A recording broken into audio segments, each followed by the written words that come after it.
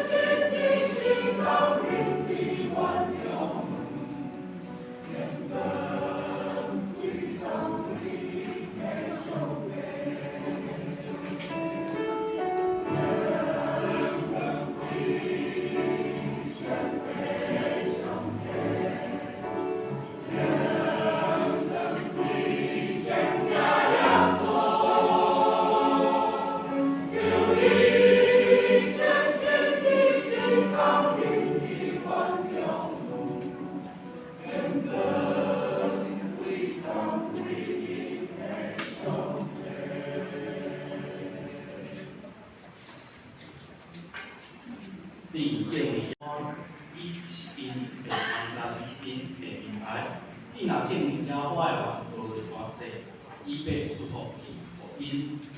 即时三个来用信息就230首，信息就230首。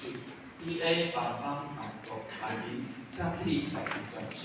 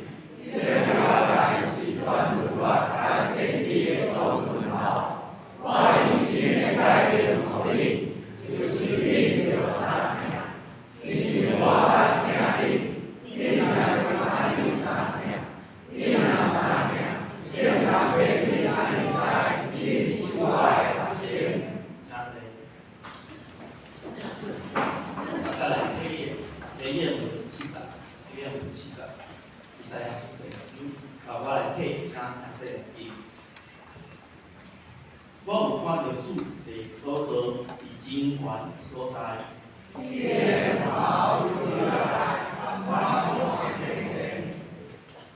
离伊的周围有西拉米比赛，徛咧天后。现在，万军的统帅小组，伊的言论充满传递。本天因为和平的声震动。一时我讲，因为我的嘴唇无前去的人。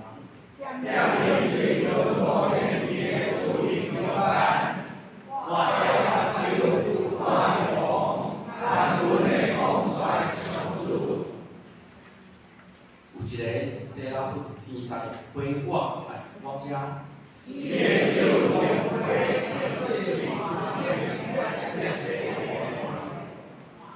将盘不我的嘴唇讲。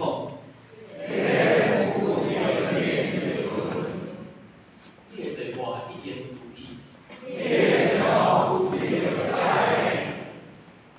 我搁听见主的声讲，我通找啥人？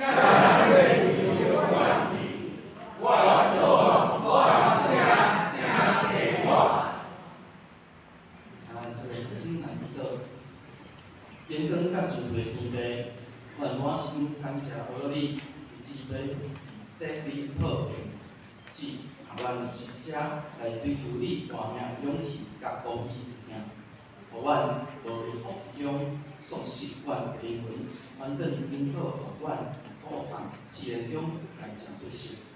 天父，我知这是真无量的事，求你掌阮的力，壮阮的心，互阮伫生命的山谷，也有你的我做阮的盼望。今日总之团体的读书来分享见证，主啊，阮祈求你，阮的心灵今仔日聚会中，互你的话来受感动。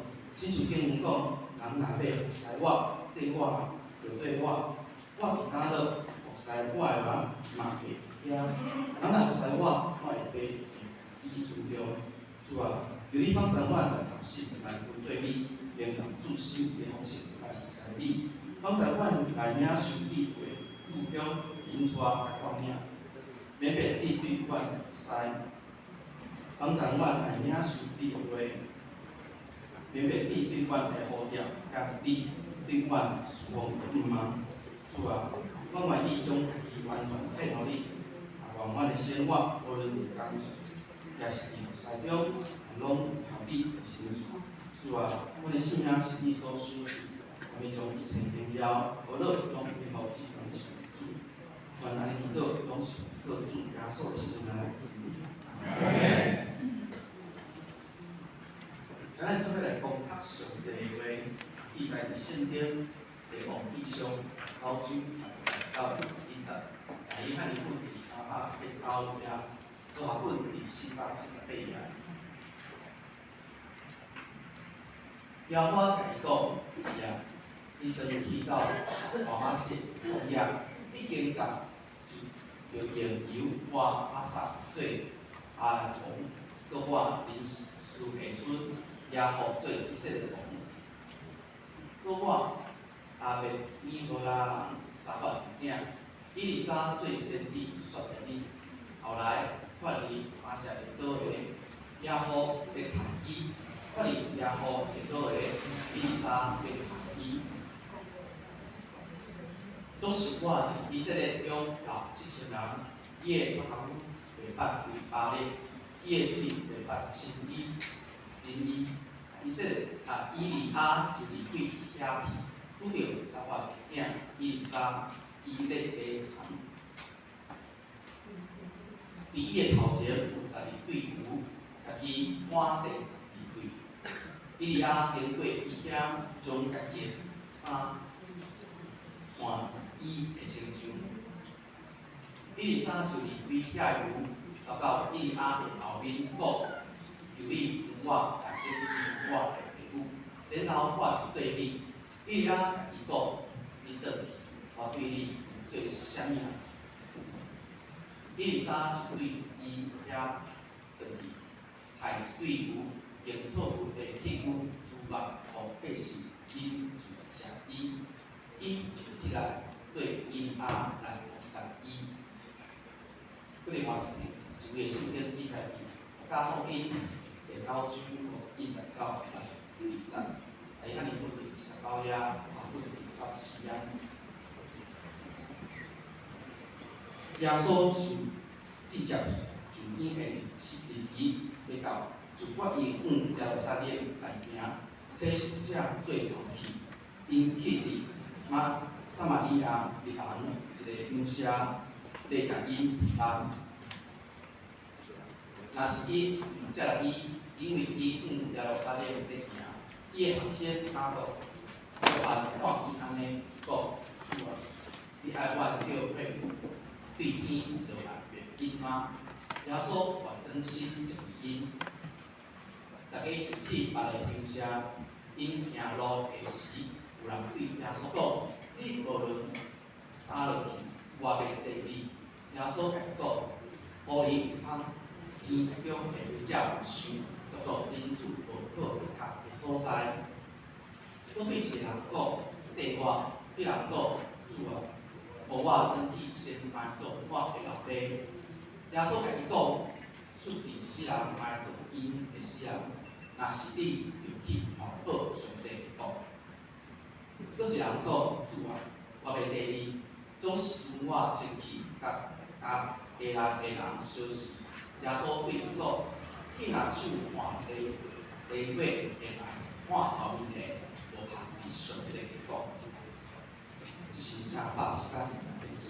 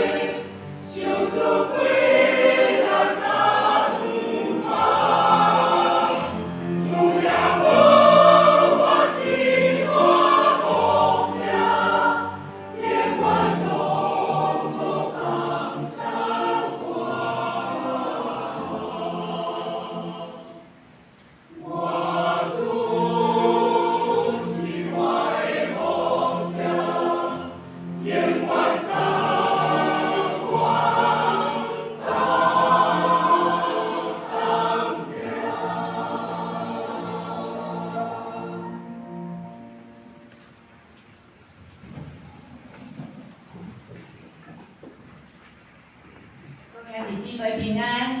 咱真欢喜吼，今仔日是基督徒骑士团，就是众基团契的兄弟姊妹因人足济，今仔日差不多来1/4了啦，来到伫咱的教会高牧师是信义中退休的牧师，伊本身嘛是迄个团契众基伊嘛是听众基，今仔日要来甲咱分享咱伫今仔日的分享内底，除了高牧师讲过了后，尾后骑士团的兄弟姊妹兄弟嘛会唱回应诗歌，个上尾后会介绍因的团体，咱来领受。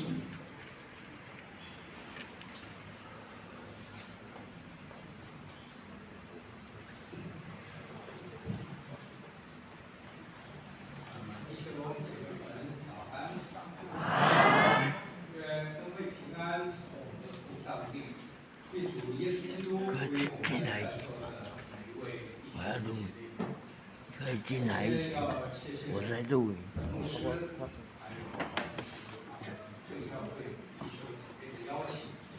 使得我们众基团基督徒骑士团能有这样的一个机会，在刚刚总统大选之后，我们可以跟大家一起的来来敬拜上帝。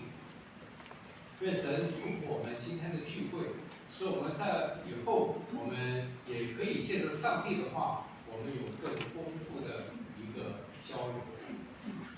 那么今天我要借着刚才诗会所读的2段的经文，让大家来思考。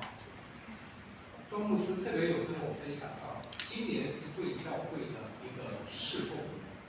我们都知道，一个基督徒，当他成为上帝的儿女后，进入到一个丰盛的生命，他必须大概要做到3点，也就是第一点呢，他要亲近神，意思就是你要有更多的灵修，更多的认识神的话。那第2点就是我们都应该参加一个团契。我们的信仰是借着我们在团契当中的互动，我们可以丰富我们的信仰。所以你会看到现在几乎各个的教会，那么它都有分小组，所以我们在小组里面享受那个团契之美。那第3点，你不只是在团契里面你可以享受，那你也应该参与侍奉。借着我们在教会、在团契的侍奉，我们因此我们的恩赐，我们被激发，我们被提升。所以一个丰富的生命，那就是要亲近神，参加团契，侍奉神。那我今天要借着刚才所读的2段经文，就第3项，我们怎么样的一个侍奉，怎么样合神心意的一个侍奉，可以帮助我们来侍奉神。在我们刚才所读的列王纪上19章的引题经文里面，我们看到耶和华对以利亚说：“你现在回去回到大马士革这个地方。”我们看到，那么耶和华给了以利亚，他有3个命令，意思就是说，你去膏哈薛王，你去膏这个耶户做以色列王，然后他说你去膏以利沙接替。各位弟兄姐妹，我们不妨稍微的近身的想一下，什么叫做你去膏以利沙接替？意思就是，以利亚，你既然在不服侍我的当中，你觉得有那么多的委屈和抱怨的话，那就叫以利沙接替。所以意思就是怎么样借着这一次，那么神就要以利亚怎么样，慢慢的浇灌他，渐渐的从服侍的人生的一个最高的一个舞台，他慢慢的下去。有的时候读这段的经文，我们觉得那是何等可惜的一件事情。那么神对以利亚说，他到底在什么样一个状况下给了他3个吩咐，说你在为我做这3件事，然后你就准备交换。我们解经的时候，我们有一个很好用的一个原则，就是当我们这一段经文我们不太明白的话，那么我们稍微向前面翻一点，我们大概就明白神为什么在这样的一个状况下给了他3个命令。我们知道，以利亚在这之前，他打了一个属灵的大胜仗，杀了400个所谓巴黎的假先知。但是接着不久，亚哈王回到王宫，将这件事情告诉他的王后耶洗别的时候，耶洗别，以利亚甚至没有见到他，他只打发了一个仆人，对以利亚说了一些恐吓的话，说明天这个时刻，我若不取你的性命的话，愿神明愤怒的罚我。以利亚就在这瞬间，他看到这个光景的时候，他从一个属灵的高峰，他就跌到了一个所谓的忧伤的一个地方。但是我们今天，我们医学的一个标准来说，那以利亚可以说得了一个严重的一个什么忧郁症。哇，他甚至忧郁的怎么样，想自杀。他对神说：“你不如就把我的性命取去吧。”但是我们看到一个乐意服侍神、神呼召的人，即使他在人生低谷的时候，我们的神仍然怎样？圣经上说，他用炭火烤的饼和水来喂养他。那么弟兄姐妹们，以后你在读经的时候，你读到上帝为你预备了炭火烤的饼和水的时候，那其实都意味着一个无微不至的一个造物。他不是用沙漠的谷物，他也不是用加利利湖畔的调油。我们记得耶稣复活以后，在加利利的湖畔，他也是为打鱼回来的门徒们预备了炭火烤的鱼。所以这都代表着神，即使我们在侍奉当中，我们遇到了一些的挫折时，那么神仍然与我们同在，神仍然预备了美好的炭火烤的水。所以我们看到以利亚就仗着这样的饼和水，他走了40昼夜，来到了摩西曾经去过的怎么样这个何烈山也就是所谓的西乃山。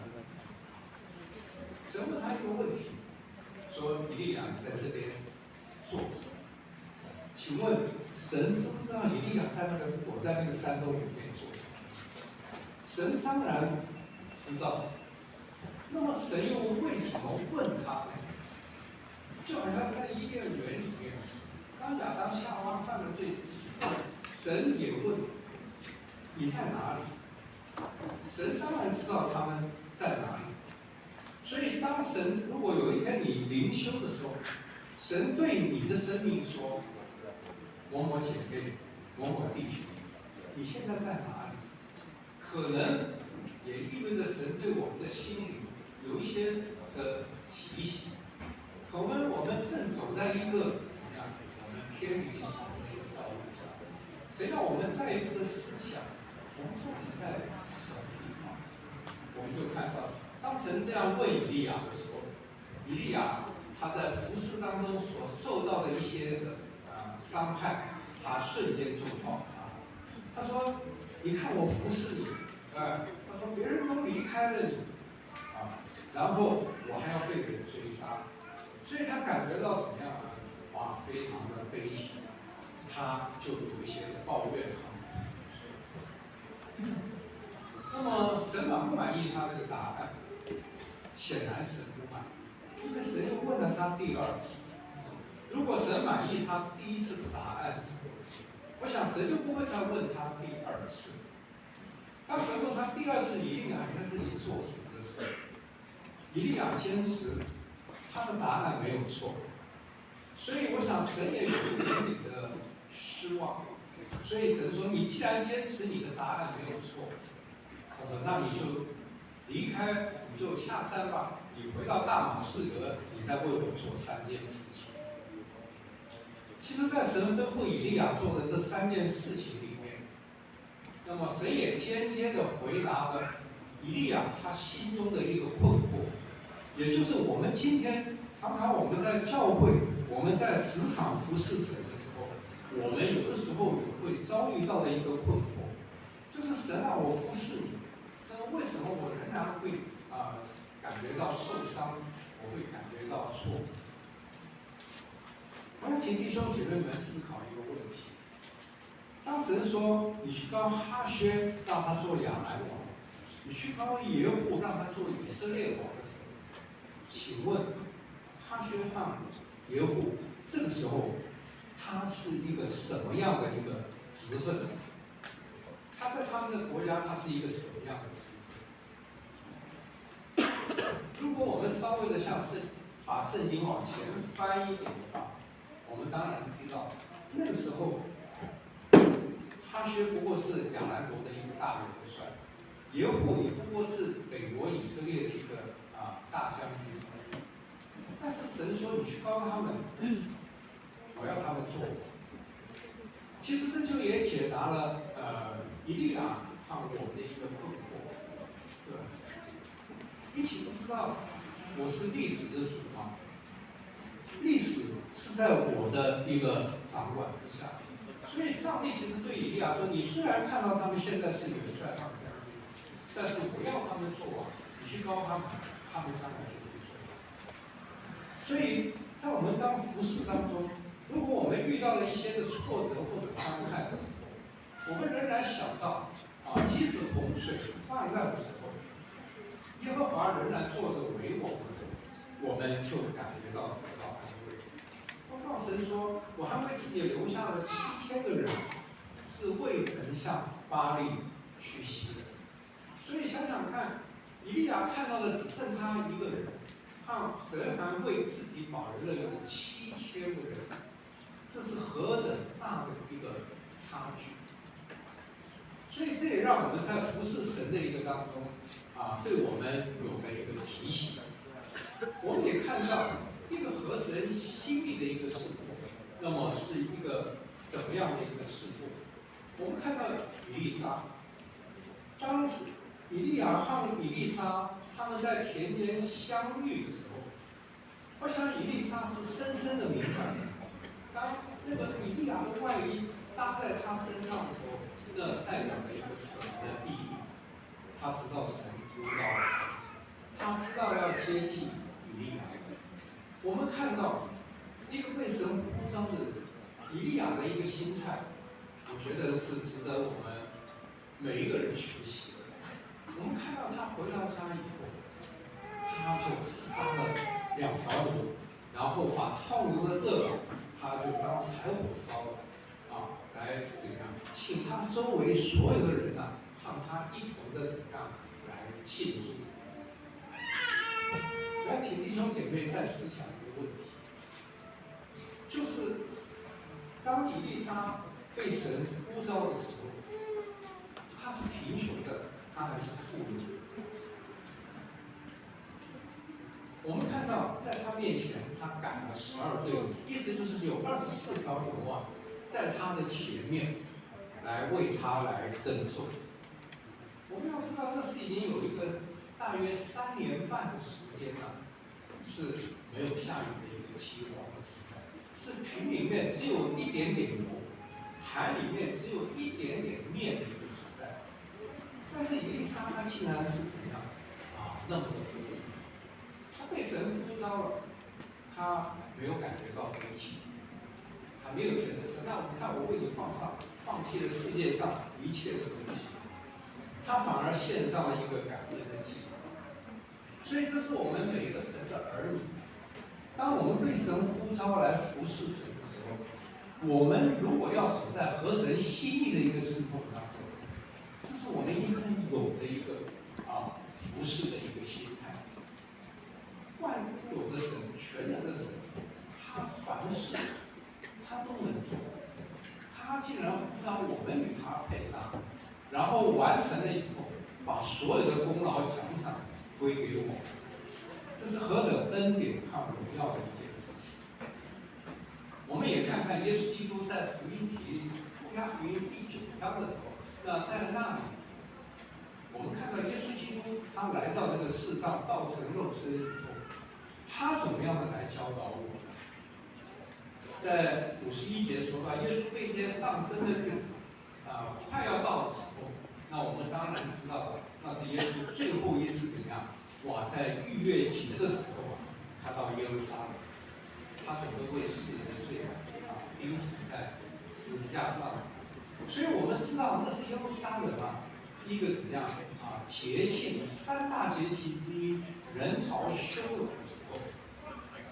那么耶稣从加利利他定义的走向耶路撒冷去，但是我们看到他的走法一般的以色列人的走法不一样。他从加利利他南下到耶路撒冷的时候，他不像一般的以色列人，他们快要到撒玛利亚的时候，他们就走到约旦河的东边，然后下去以后，过了撒玛利亚，他们再过到约旦河的西边，然后再到耶路撒冷。耶稣和门徒是采取的直接走下来。你可以说那是一条捷径，但是你更可以看到耶稣基督的一个心意，他是要趁着他最后一次上耶路撒冷的时候，他再拯救一些人，所以他采取的是带领门徒穿过撒玛利亚。但是在这一个节期人潮汹涌的时刻，不论是撒玛利亚还是耶路撒冷，都是人满为患。所以耶稣带着门徒和一群群众的时候，他就差派了雅各和约翰到前面去先行的预备住宿和饭食的问题。我想被差遣的雅各和约翰，对他们来说，他们可能觉得这是小事一桩，因为回想过去，他们曾经到过撒玛利亚这个地方，他们曾经去过。耶稣常常南上北下，至少有3、4次都传过。其中最有名的一次是怎么样？耶稣从耶路撒冷上加利利的时候，他在叙加的井旁和一个撒玛利亚的妇人谈话，并且引起了怎样呢？所谓福音的大爆炸。圣经上记载着说怎么样？全城的人叙加的人都信了主。如果鹿港长老教会在这里出去传福音，有一个所谓的福音大爆炸的一个收获的时候，当你再次临到类似的地方的时候，你一定会怎么样的有一个期望我们可能怎么样，还是会像上一次一样大受欢迎。但是没有想到的是这一次圣经里面讲，因着他在逾越节，因他面向耶路撒冷而去，那个敏感的神经撒玛利亚让以色列人一个敏感的神经就被挑动起来了，所以这次他们的食宿问题就被拒绝了。就好像今天我们的一个台湾的这样的一个社会来讲，平常我们都是其实社会是非常的和谐，但是我们也都知道，每到了选举的时候怎么样那根敏感的神经颜色的问题我们就被挑起来了。所以雅各和约翰他在这一次他们就被怎样拒绝。所以当耶稣带着其他的人来到的时候，那显然的预备饭食的任务他们没有完成。所以雅各和约翰他们就有一些什么样恼羞成怒所以耶稣来了以后他们看见了耶稣，就说：“你要我们吩咐火从天上降下来吗？”他就想到了他们过去的老祖宗以利亚所做的，因为以利亚被称为怎么样烈火的先知他曾经几次吩咐火从天上降下来。所以他们就问主说：“你要不要我们吩咐火从天上降下来，把这些不接待我们的撒玛利亚人通通都烧死算了？”我要请弟兄姐妹思考第3个问题：请问雅各和约翰，他们真的有能力吩咐火从天上降下来吗？还是他们气急败坏，他们只是口不择言？你觉得约翰和雅各能不能吩咐火从天上降下来？他们能不能？我想有的人会觉得他们不可能吩咐火从天上降下来，但是有的人也会认为他们是可以。我觉得不论是可以不可以，最重要的是你的理由是什么，你的立论是什么，否则你都有一半怎样命中答案的一个机会。我个人是认为，虽然雅各和约翰有一些的受伤，但是他们绝对不是口不择言，他们真的有信心，也有能力，可以吩咐火从天上降下来。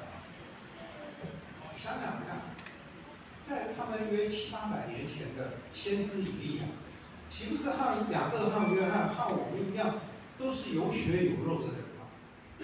那700多年前，他们的老祖宗以利亚就能吩咐火从天上降下来。那么，难道700年后，雅各和约翰他们就退化了吗？我们要知道，何况这位神现在就站在他们的旁边。他们已经跟随耶稣有3年半的时间，是吧？这是到了最后一次逾越节上耶路撒冷，耶稣也曾经差派他们两个70个人出去传福音。耶稣把所有的权柄一并传到赶鬼的权柄都给了他们。所以他们是深深的经历过，他们也深深的看过，跟耶稣同在，那个耶稣所施行的那样的权柄，对不对？连大自然界、连灵界都屈服在耶稣的权柄之下，所以他们是深深的相信，他们可以，他们只是怎样？他们只是在征询耶稣的一个同意。主啊，你让我们吩咐火从天上降下来吗？遗憾的是怎样？遗憾的是耶稣没有同意，所以火也没有从天上降下来。当然，我们也看到，耶稣没有同意他们吩咐火从天上降下来，耶稣也说了一个理由。所以我们要注重的是那个理由是什么？那耶稣说的理由是什么？耶稣转身责备他们。这里显然的，耶稣既然责备，而且在原文里面是说，耶稣是一个很严厉的一个责备他说你们的心如何，你们并不知道。耶稣的意思是说，你们因为被人拒绝了，你们在这么多人的面前，你们没有完成我的一个差遣的任务，所以你们有点什么面子挂不住，你们的心有很多的苦你们不知道，你们心灵灰暗所以你们会有这样的一个要求他说人子，他说我这次我特别要穿过上帝，我的目的是什么？他说现在仍然是一个怎么样拯救的一个时刻现在不是耶稣第二次再来，是一个审判的一个时刻所以耶稣说，我现在不是要灭人的性命，乃是要救人的性命。所以耶稣说出了他不同意门徒们现在吩咐我从天上降下来的一个理由。想想看，你出去服侍，人家只不过拒绝提供你吃烫住的问题，那你就要人家的老命。福音如果这样传，是不是很恐怖？就像我们今天，我们鹿港长老教会，你们往这边发福音单张别人拒绝，对不对？我们可以往这边发看，对不对？那么别人发福音，我想我们在传福音的过程当中，我们都有的经历，总是怎样有拒绝的，有接受的，对吧？所以我们不应该让我们的服侍因此被人拒绝，我们而产生的怎么样内心的一些苦毒，我们甚至就要人家的命所以耶稣讲了这个，耶稣就往别的村庄去了。其实耶稣的身教也给我们看到，是不是这个村庄不接待我们，我们往别的村庄去，对不对？如果我们往前面传福音不太顺利，我们可以往后面的街道我们去传福音。所以神总是在我们不同的一个环境方向里面，神会给我们开路。所以我们看到耶稣就往别的村庄去。我想耶稣带着门徒往别的村庄去的时候门徒们跟在后面门徒们显然还是怎么样，对约翰有点愤愤的不平。主啊，你就为什么不能同意我们吩咐火从天上降下来？你看看他们对我们的态度所以可能门徒们还是感觉到愤愤不平。那么耶稣我们知道他最会的，他就是身教和言教，他借着机会教育。所以他们走路的时候有一个人就对耶稣说：“主啊，你无论往哪里去，我都要跟随你。”照着马太福音的平行经文，这个人可能是一个文士，意思就是他很懂摩西五经，他是一个教导师，对，他可能跟着耶稣有一段时间也了解他觉得跟随耶稣绝对怎么样有好康所以他说：“主啊，你无论到哪里去，我都要跟随。”耶稣对于要跟随侍奉他的人，耶稣其实是从来不会拒绝的。但是耶稣也很诚恳的、很忠实的提出了一个忠告，意思就是说，你要计算一下代价。耶稣的意思是说，你可能看到很多人跟随我很好，过去的先知嘛，但是你也知道，可能你的境遇不见得是这样。每一个人跟随耶稣的道路不一样。耶稣的意思是说，你要计算一下要付上的代价。无力有动，天空的飞鸟有活，但是可能你跟随我没有，这就是耶稣的意思。耶稣的意思就是说，你跟随我，可能你会过的一个从此就像以利沙一样啊，是过的一个怎样动荡的一个惊涛骇浪的一个服侍的一个生活。所以这是耶稣他在对于第一个要跟随他的人他提出的这样的一个忠告。我记得我第一次大概20年前那个时候流行到大陆去宣教我也赶上那样的一个潮流。我想总是要亲自自己去看一看。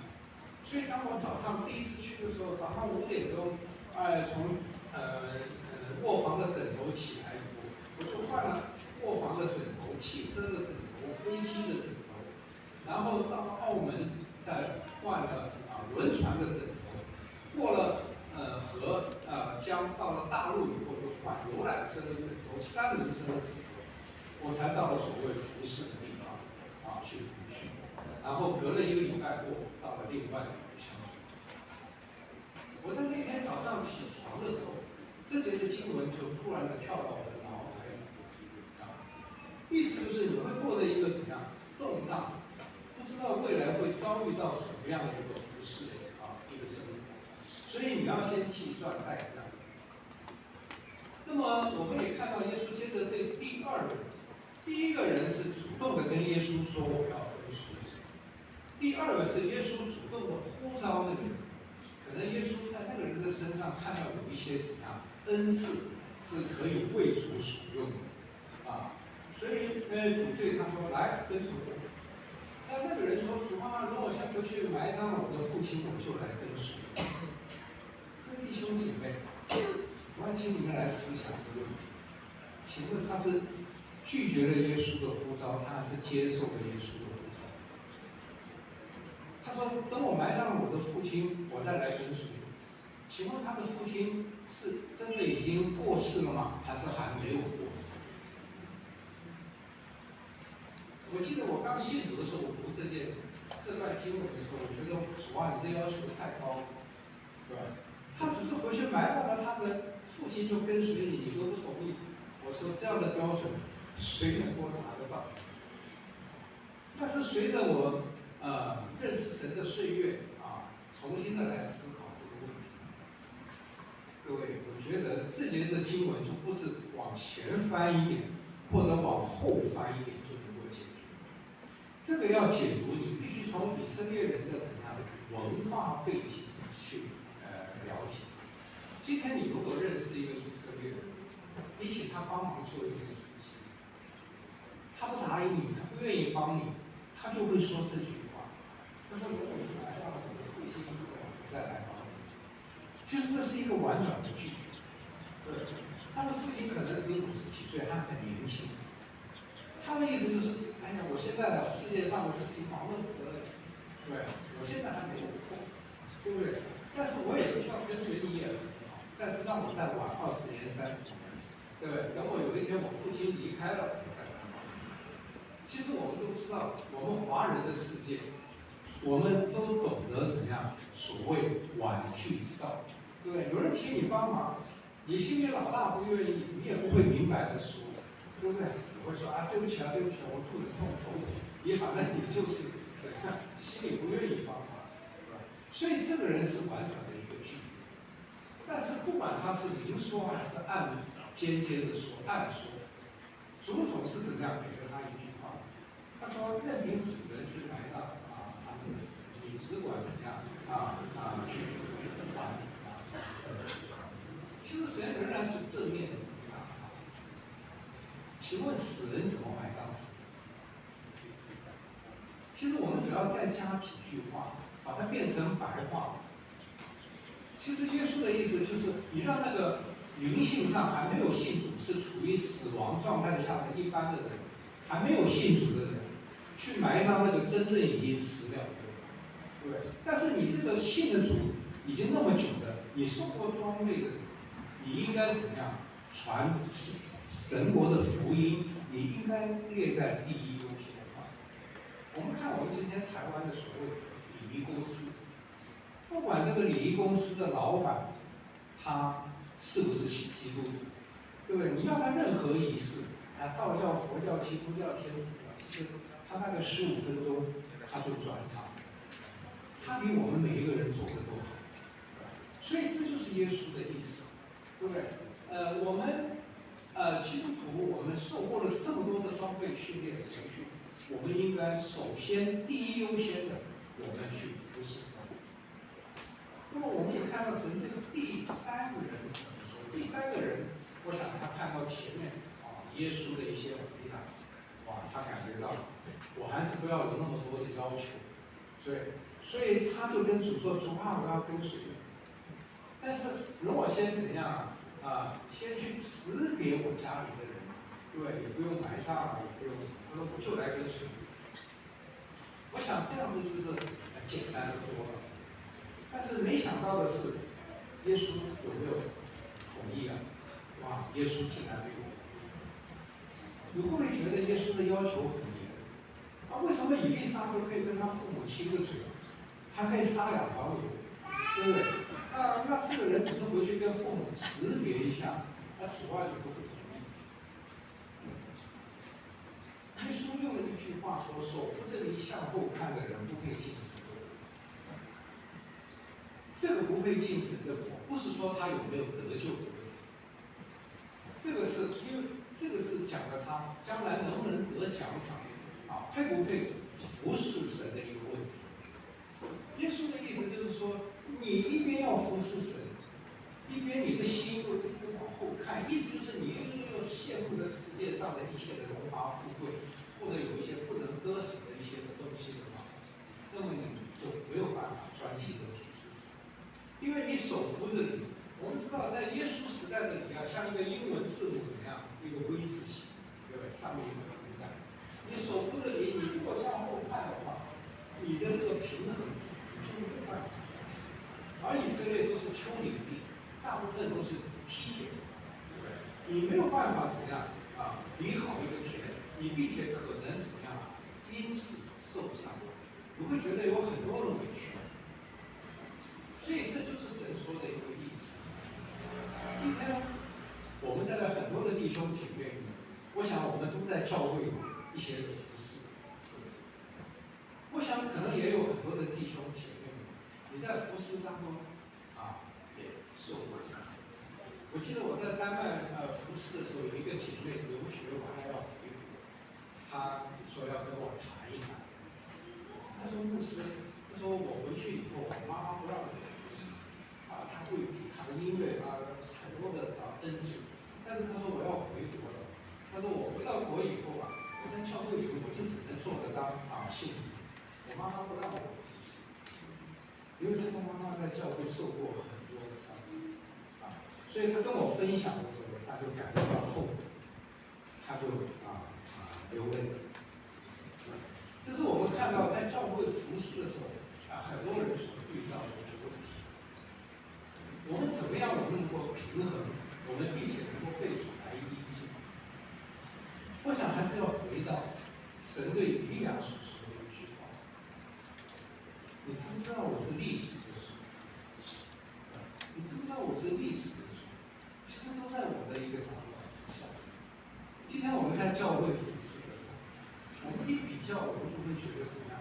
那牧师你为什么我们2个都是小组长我们2个都是执事，那为什么他的预算就比我多为什么他是组员的恩赐的，你分给他的就比较多，我就比较少？常常我们在许多教会的服侍，或者甚至在职场里面，我们服侍时候，我们都会遇到这样的一个问题。对不对？对不对？那他可以回家跟父母辞别，我就不能回家跟父母辞别。我们要相信神是历史的主，神不只是知道你的过去，神也知道你现在的状况，神甚至知道你未来服侍主，你未来的一个状况。我们能够在服侍的一个当中，我们能够把信心仰望在主的面前。我们能够看一切，我们知道神是历史的主，那么我们在服侍的当中，我们就可以有一个合神心意的一个心态。我们服侍的时候，我们就不会去比较，我们就不会去抱怨，我们就可以走在神的那个心意当中。我想最后我问大家一个问题，我就结束今天的这个分享。无疑的，雅各和约翰这些门徒，他们在撒玛利亚，他们因为被人拒绝，他们心中充满了。那么请问，他们在这之后，他们有没有再到撒玛利亚人的这个地方？我想，如果我们回到耶稣复活以后，我们读使徒行传，我们就知道，当教会受逼迫的时候，传福音的腓利怎么样啊？他又怎么样？从耶路撒冷他又到撒玛利亚去传福音。当传福音的一个喜讯传回到耶路撒冷的时候，这些使徒们、门徒们问了一个问题：他们受圣灵了没有？他们说还没有。我们看到雅各、约翰和彼得，他们就再一次的怎么样？他们进入到撒玛利亚去，他们在那里为他们按手祷告，使他们受圣灵。我想我们在服事当中，我们都难免因为人的不完全，我们会受伤。但是神也教导我们，其实在哪里受伤，我们应该凭着信心，我们在哪里寻求医治。我们不是因此就默默的就换了一个教会。我们今天看到很多的信徒，因为在服事当中受伤，常常有时候牧师一不注意，就发现他已经换教会了，这是何等可惜的一件事情。求神增加我们的信心。我看到很多，包括我教会以前牧会的一些会，他其实从桃园都已经换到新竹了，但是他的问题仍然没有解决。求神恩待我们，让我们靠着神的大能，依靠神，在哪里受伤，我们就是凭着神给我们的信心和能力，我们在哪里我们得医治。愿神赐福他自己的话，也赐福我们今天在座的每一位。我们一起低头，我们做一个祷告。所以说，我们谢谢你的恩典，你深深知道我们肉体和心灵的一个软弱。我们也谢谢你，你亲自的示范，你愿意穿过撒玛利亚，你愿意再拯救一些人，即使受到了羞辱和鞭打，你仍然定义走向十字架这条道路。我们谢谢你，借着今天这样一个美好的主日，用你的话再一次的提醒我们。我们求主耶稣，你赐福今天我们在座的每一位。如果他们因着在服事当中，他们因此受到了一些委屈，我们愿主你亲自的来医治他们，并且我们求主你也赐给他们有恩赐、有能力。祷告奉主耶稣基督的名，阿门。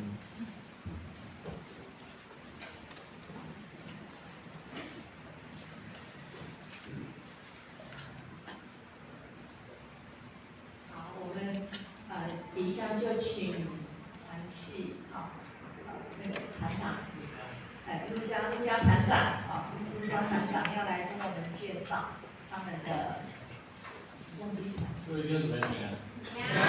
我上个月去高雄，台语那个大庙教会眼泪涌没有闽南语结果台下拜托我用国语就好。所以我们今天有五哥我们请五哥来为我们介绍一下好不好？我们的团队其实我们的宗旨是三句话。我刚看到高牧师的背心上面有三喜爱大型重机的基督徒组成的团体那我们常常不定期的到各教会去访问。我们上个月在雅典教会的时候，非常非常感动因为传统的教会我们是比较安静，等下我们会比较吵一点拍谁大家能够跟着我们一起来唱诗歌，那我们把我们的祝福带给大家，好不好？我们先唱诗啊。那个五哥带领啊，五哥跟我们的 Peter 啊，因为我老了，我以利亚已经老了，那要我们伊丽莎来接棒。来，我们往上。我们觉得很奇怪，我们从不同的地方，北中南一起来，我们同时9点一起进这个门，真的很奇妙，上帝的带领。我们从来都不晓得，上帝圣灵怎么样带领我们的，但是呢，因为圣灵引导大家，我们有人昨天就到了，那多半是今天早上6点半出发的，从台北下来的，还有台中的慢一点是慢一点所以我们我都忘记了讲什么。好，我们有高雄的，有台中的，有巴西的哈，还有哪边的？但是我跟你讲，我们的团队是非常活泼的，因为起重机的基督徒有的个性啊，就是很活泼，很活泼哈。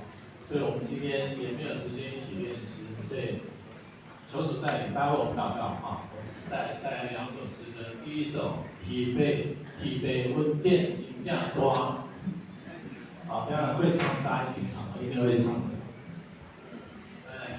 我看我不用弹贝斯，好不好？我去找白蛋。后来，预备。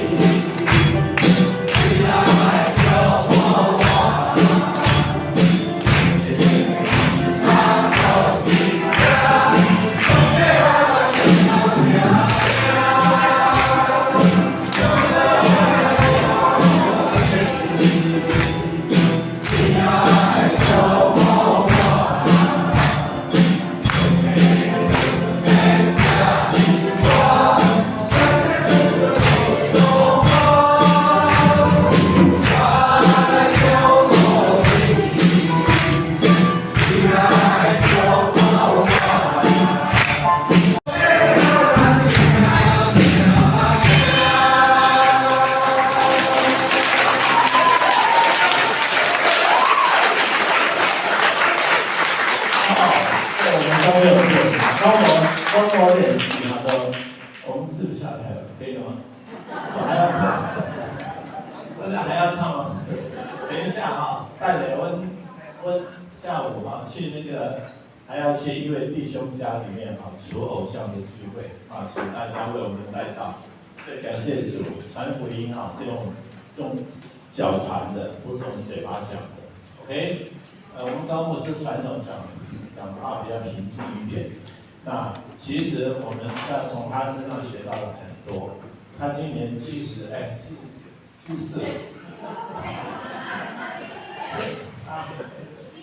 你好，你别再讲。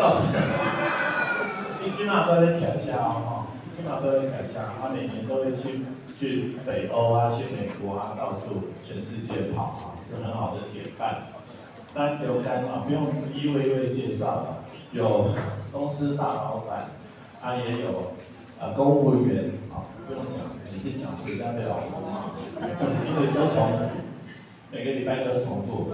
但是求主求大家为我们带导，因为我们常常每个不定期的，我们会去不同的教会传福音，或者去部落、去偏乡啊。那我们上次去日月潭，还有那个圣诞节的音乐会，然后我们也去春阳部落。春阳部落因为台风的关系啊，道路全毁了。那个长老说：“好，你们既然骑机车来，我带你们去我的露营地看看。”就我们去了5辆车，就3辆下去，2辆下不去，因为实在太难走了。那个没有马路的，那个我们叫off road嘛，碎石路，然后都是有相片的吗？然后都是发夹弯，我们最怕发夹弯，因为机车，给大家参观一下机车，我们有最大CC数的没有骑来到1500cc的哈，这一辆看都是1800cc的车，很难骑。其实这种车哈，你要下去那种肉哈，就这里上面那个，那种车下去，你只要一倒车就完了，因为那个露营区，你看发夹弯、碎石路啊，还有对面会有那个小屁孩，看那个露营车开上来，很窄的路啊，那非常要一路倒到下去。所以每一位弟兄，我很感谢主啊！我们在我们当中真是寻求和睦、一心追赶，都是爱主的弟兄姐妹啊！我们就聚集在这边，成为一个美好的团契。好，继续放，怎么都放大车，就这几张嘛哈。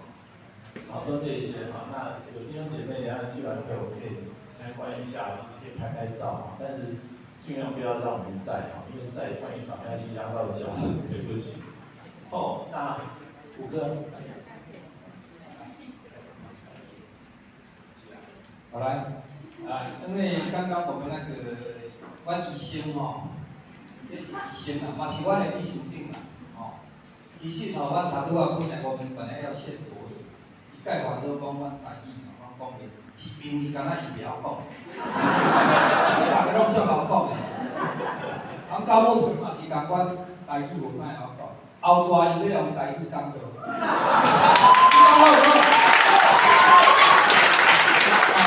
咱前面先介绍一下就是讲阮的车队阮的服侍所在大部分拢是偏乡山顶部落的所在，甚至教会内底人数大个，甚至伊教会无厝顶甚至伊教会无铁嘛阮拢有迄个疼心徛着阮家己所爱同意去甲迄个所在来关心彼此的交易希望阮每一届要出去征战的时阵，希望教会也认真来意愿给阮带导因为今仔日阮有一个介重要事阮大帅我介绍了3个月前的时阵搁去拜访伊来真济因为伊就是看到阮的信息阮总之内底 FB 若点过来就阮秘书长的 FB， 你就看到阮所服侍行到有所在阮伫有传福音，伫有做足的工特别是这周先生叫大帅伊就是看到阮的 FB 尾教阮去台东太原部落教会，教阮做伊建拜服侍了。看到阮安尼，大家关心过来决志要信耶稣吼，所以讲伊12岁时阵就受洗啊，感谢主吼。今仔日因妈妈顶礼拜受洗吼，啊因爸爸还袂，但是因爸爸讲要厝的5项要除掉。你讲爱甲拍鼓啊免啦？咱这个吼，这人是上帝的方面吼，较袂我讲吼，因为伊当初伊遐咧拜好爷时阵吼，伊也毋知影讲有真正一个咱的阿爸上帝，咱独一的真神，咱活我的上帝吼，希望吼，咱哦，歹势啦，我跟你讲吼，好，阮今日吼，所以讲阮的时间无够久，阮食饭饱了，阮就想去赶紧吼，晚礼吼，阮要去除五常，这是迫切的祈祷吼。除了要除五常了吼，希望上帝圣灵吼，点伫因兜吼，互因兜的人全家拢来信主吼，安尼好不好？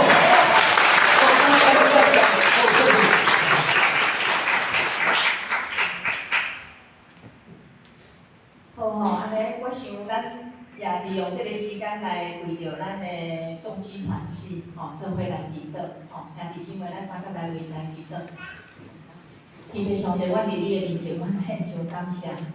主你的恩典，享受服务共款的人，主总是伫即个中间，阮平平拢来得到你的听。今仔日阮吼众基团契接纳因来到伫鹿港基督长老教会，主你互阮会当诚侪一家人，因为伫耶稣基督内面，主也愿你享受因有气力，继续一心追赶行善。然后在恶的当中能够来远离，并且将这个爱上帝你所享受互阮的听带到各所在。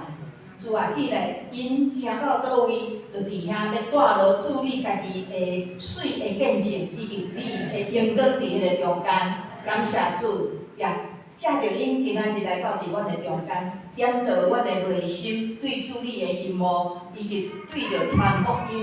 即款的热情，主啊，求你继续带领众基团契，互因每一个人拢有身心灵的健康，包括下晡要到伫做理上，因伫管理的厝伫遐除五常，主愿你掌管伫你的全家，愿你伫迄个所在使用因全家来成做一个水的见证，感谢你，也互阮每一个人愿意同齐即款的脚步来跟对你，也学习因传福音的热情。伫阮的生活的中间，来诚侪主的见证，主愿你也继续带领阮伫即个跟对你的脚步，祝福因，也祝福每一个在座的兄弟姊妹，献上阮的祈祷，拢是奉靠主耶稣基督的名，阿门。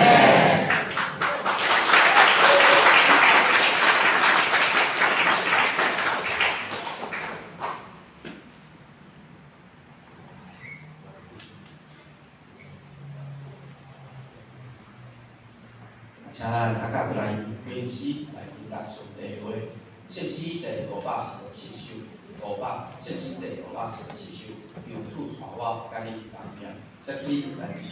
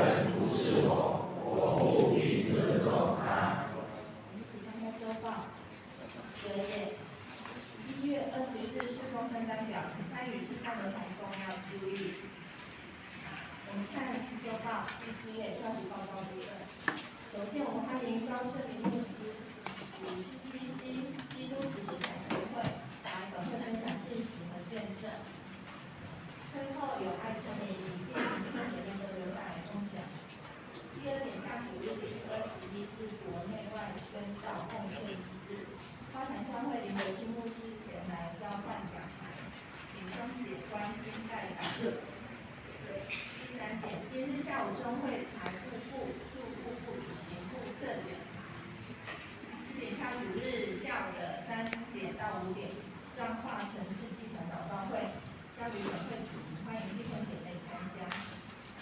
看第6点，2023年度团契会计资料于12月17日结账后，由各团契会长交给部测检察员、师生部李永杰弟兄检查。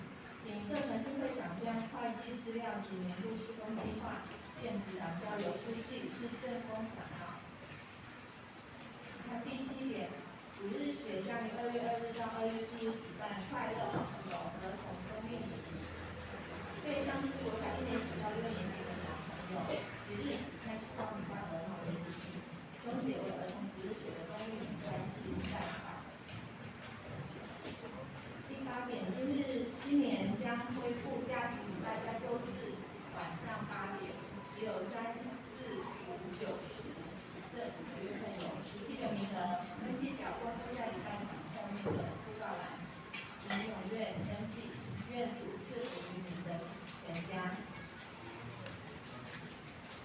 看第5页，代祷事项，周组长前为乌俄战争以哈战争日本农耕地震祷告。所主复兴转化众教会、台湾西道方教会及本会，行在真道上，也继续为身体健安的兄姐来代祷，敬圣神愿。弟兄唐维国、刘俊元、蔡锦堂、施维坤、张安义、刘义峰、廖胜杰、郑英国、郑文信姐妹。康曼丽、夏丽玉、谢金乃、林美华、梁桂花、谢淑贤、王小桃、张淑珍、于诗彩娥、沈丽玉、陈茉莉牧师。在奉献部分，请弟兄姐妹组与我与你分享参信同工来反映。以上。我书记下播传播读哈。我们再一次的感谢高牧师，还有我们的众基团契，好不好？请众基团契的弟兄姐妹站起来我们再次用热烈的掌声欢迎他们。好，不错。等一下礼拜结束那古社会爱餐就在隔壁，所以我们等一下那个阿美送完了以后，主导完了以后，我们暂时留一下，我们在这里做谢饭祷告。做谢饭祷告。牧师搁底下把咱呼吁一下第8点我们今年开始恢复家庭礼拜，家庭礼拜拢总其实才16个时间啦，就是我后来把咱区会还有一个圣灵降临节，还有一个宗教改革都在礼拜5的那个2个礼拜4都把它暂停了所以请到后面去。目前有2个家庭停了所以我们还有10多个家庭而已我们教会有这么多的弟兄姐妹其实当你开放你的家然后去到家里做家庭礼拜真正就是温天福气对你来足侪兄弟姊妹，我知影较年长的，你会想讲我的事势拢伫外口，因礼拜日才会倒来若用拜时无要紧你带你一个兄弟姊妹去嘛足老热的呢。所以我们如果只有一个弟兄姐妹，你家己伫厝我真的愈鼓励即款的兄姐。所以伫秋间你的囝儿无倒来，教会就是在加做一个人到伫你的厝，伫遐做伙家庭礼拜去这段，安尼你讲好无足好诶，有够赞所以较紧去今仔日咱就来听着，因为咱的长老执事嘛，拢有咧听面，哪一工要处理已经听得了所以咱兄弟姊妹今年这会当来好咱今仔日有新来的朋友无？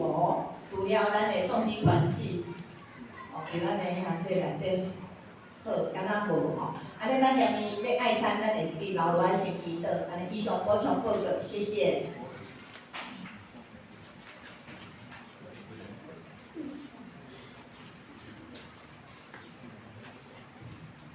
请咱一来吟圣诗第380首，圣诗第380首，搭配双倍主持功，尤其说请各老师来做。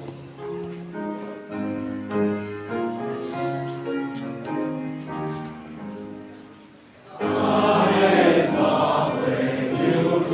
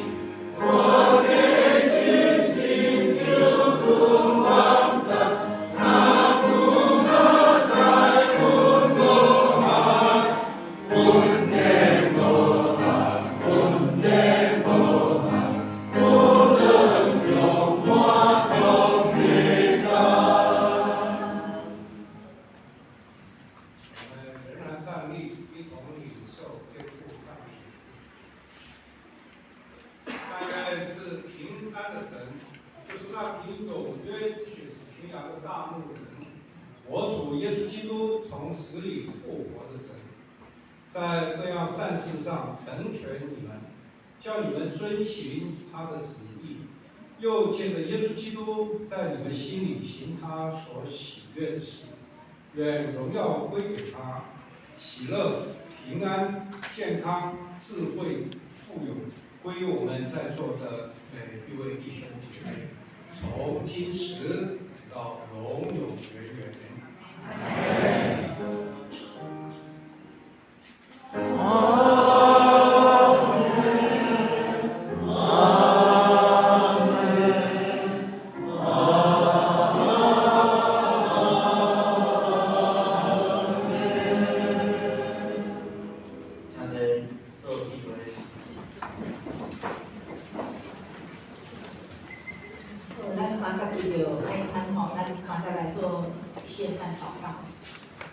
天父上帝，感谢你，赏赐阮伫早起会当甲众子团契三甲来敬拜你。主啊，当阮夜尾三甲伫遮来啉食，求主你纪念为阮备办爱餐为姊妹才会因会劳苦着活，也愿你互阮每一个人利用爱餐的中间，阮会当毋若是食饭。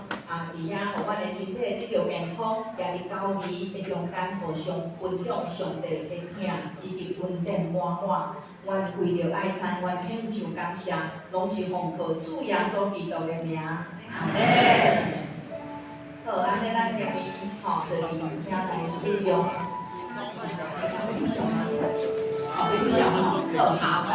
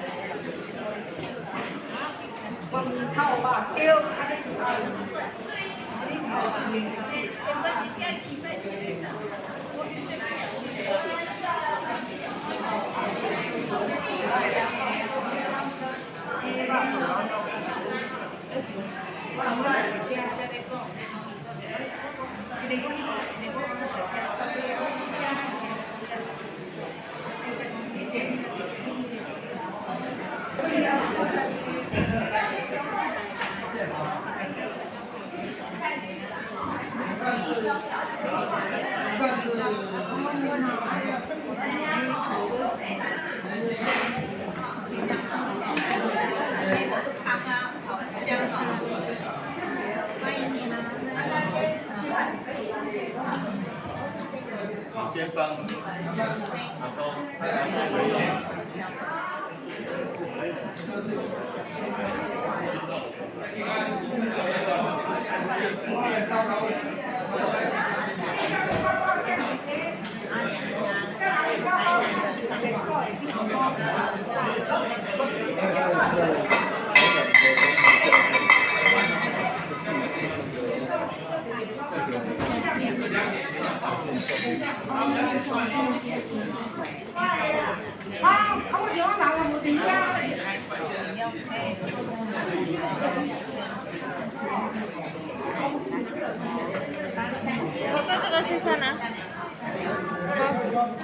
吃饭。我在录影，不要讲话。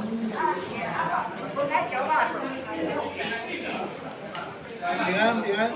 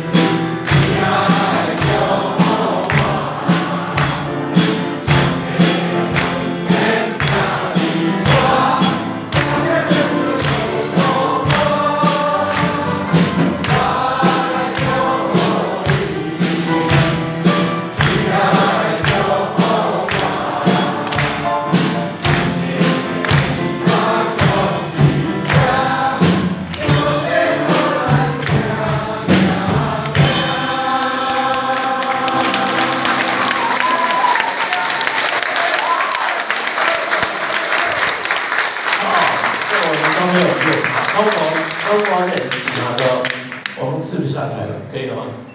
说还要唱，大家还要唱吗？等一下哈，带领我们。